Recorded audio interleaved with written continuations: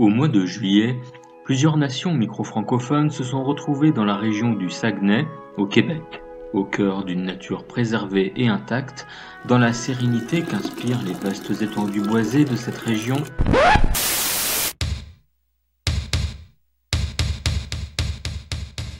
Au cœur d'une nature préservée et intacte donc, le couple impérial indialistanais et le prince d'Aigues-Mortes, accueillis par le ministre-président de la République de Saint-Castin, ont ainsi pu échanger à quelques jours du Microcon organisé à Hamilton, en Ontario, par l'Empire uni de Slavovie.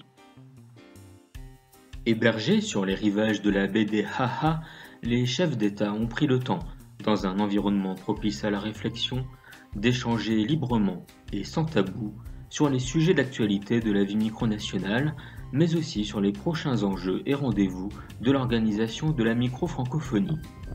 Ils ont notamment donné libre cours à leurs analyses et dialogues prospectifs dans le cadre magnifique du Centre d'interprétation des battures de Saint-Fulgence. À Chicoutimi, ils ont parcouru le centre-ville où se tenait une exposition sur le roi de la micronation historique de Lens-Saint-Jean, Denis Ier, qui régna entre 1997 et 2000, avant de se rendre à la pulperie de Chicoutimi pour en découvrir davantage sur l'histoire de la région du Saguenay et poursuivre leur discussion dans un cadre également inspirant. Bien entendu, ces nourritures spirituelles ont aussi été agrémentées des plaisirs de la gastronomie locale. Le 15 juillet, le périple des chefs d'État s'est poursuivi grâce à une croisière sur plus de 60 km dans le majestueux fjord du Saguenay, organisé par la République de Saint-Castin à leur intention. À l'issue de ce voyage au cœur de paysages exceptionnels, ils ont pu notamment visiter le territoire du royaume de Lens-Saint-Jean et voir l'église où fut couronné le célèbre monarque saguenéen. Autant dire que tous les aspects de la question micronationale ont ainsi été au menu de cette rencontre qui a inspiré aux chefs d'État de la micro-francophonie de fructueuses discussions. Après avoir traversé le territoire de la Bérémagne, en l'absence hélas des dirigeants de ce nouveau membre de l'organisation, les chefs d'État micro-francophones ont aussi bien sûr saisi l'occasion de ce premier rendez-vous nord-américain officiel de l'OMF pour effectuer quelques visites touristiques. Ils ont ainsi fait halte à Québec, découvrant les divers aspects de la vieille ville, le château Frontenac et les jardins de l'hôtel du Parlement où siège l'Assemblée nationale du Québec. Leur voyage les a également conduits à Trois-Rivières, sur le territoire autochtone de la nation Huron-Wendat à Wendake, et bien sûr à Montréal. Ils y ont pris le temps de rejoindre le belvédère du Mont-Royal, où les souverains indialistanais ont particulièrement apprécié l'horizon, avec l'une des plus belles vues sur la ville, le fleuve Saint-Laurent et la Montérégie. Leurs pas les ont aussi conduits à l'Oratoire Saint-Joseph, dans le quartier populaire de Mile End, dans celui du plateau du Mont-Royal, et bien sûr dans la vieille ville historique, marché Bon Secours et sa chapelle, place Jacques-Cartier, château Ramsay, basilique Notre-Dame de Montréal, où ils ont pu assister à un remarquable concert d'orgue,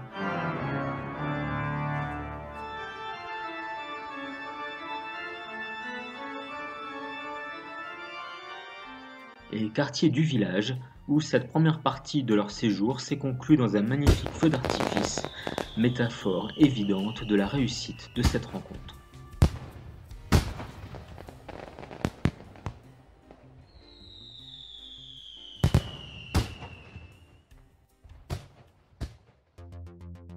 L'empereur et l'impératrice Olivier et Clotilde d'Indialistan, le prince Jean-Pierre IV d'Aigues-Mortes et le président Dominique de Sainte de la République de Saint-Castin se sont ensuite dirigés vers Hamilton en Ontario afin d'assister au Microcon 2019.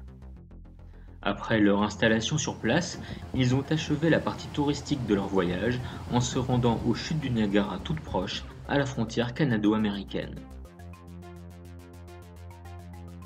Avec plus d'une centaine de délégués représentant une trentaine de nations venues d'Amérique du Nord, d'Europe et d'Asie, le Microcon, troisième du genre, s'est imposé comme un événement de premier plan, au cours duquel les chefs d'État ont pu renforcer leurs relations avec les autres micronations ou forger des amitiés nouvelles.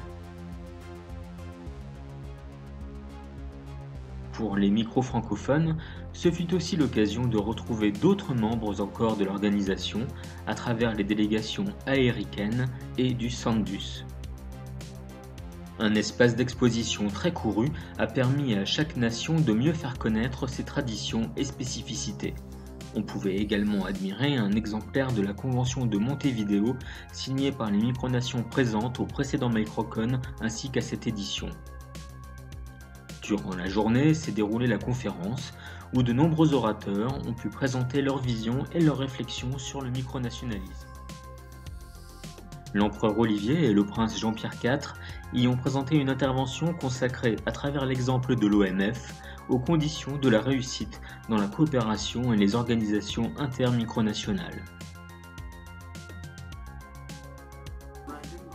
Ils ont conclu leur présentation en diffusant, au nom de la République du Sauget, des extraits du film tourné par les équipes de cette micronation jurassienne lors du précédent Microcon d'Atlanta 2 ans plus tôt.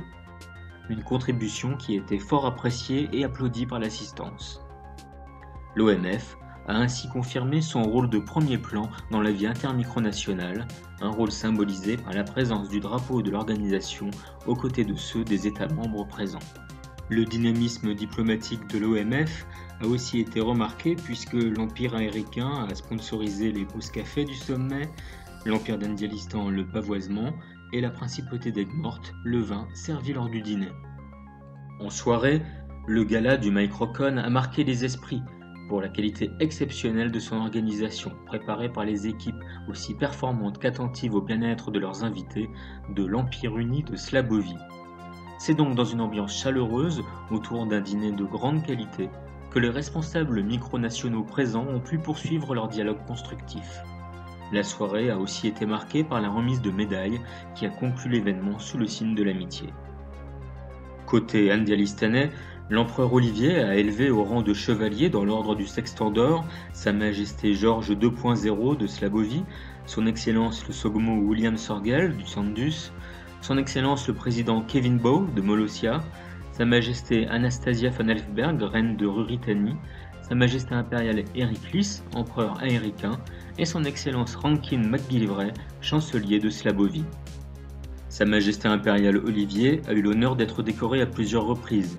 Il a été fait chevalier dans l'ordre de la double Samare et dans l'ordre de Louis-Philippe Ier par son Excellence Dominique de Saintes, récompensé dans l'ordre ruritanien d'Hélios pour son engagement environnemental par la reine Anastasia, a reçu la Desert Palm de la République de Molossia, la médaille décennale de l'État Sand, la Better Weather World Medal de l'Empire américain et la médaille de l'amitié slavovienne.